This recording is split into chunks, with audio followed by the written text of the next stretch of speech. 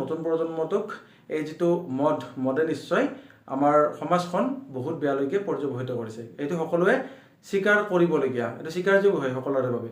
গতিকে মই এই চেগতে মুখ্যমন্ত্ৰী ডাঙৰীয়াক মই আহ্বান জনাব বিচাৰোঁ, তেখেতে যদি পাৰে, কাৰণ তেখেতৰ হাতত এইখিনি ক্ষমতা আছে, তেখেতে মদৰ লাইচেঞ্চ দিয়াটো বন্ধ কৰক, 1 নম্বৰ কথা। আৰু এই যে মদৰ বিক্ৰীৰ ক্ষেত্ৰত তেখেতে কঠোৰ ব্যৱস্থা গ্ৰহণ কৰক।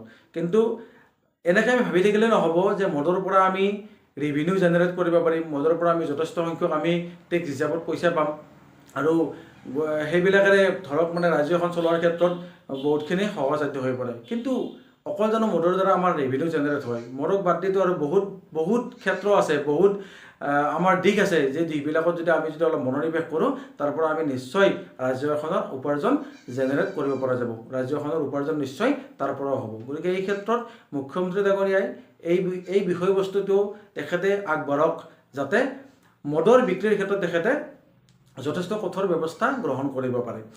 আৰু নহ'লে কথাবিলাক এনেকুৱা হ'ব যে চিগাৰেটৰ পেকেটটোত যেনেকৈ লিখা থাকে স্মকিং ইজ ইনজুৰিয়াছ টু হেল্থ বা কেঞ্চাৰ কজেছ, এইবিলাক যে লিখা থাকে, যে সেইবিলাক লিখা থকাৰ পিছতো মানে পেকেটটোৰ ভিতৰত চিগাৰেট থাকে, মানুহে চিগাৰেট খায়েই আছে আজিলৈকে, কথাবিলাক সকলোৱে জানেই।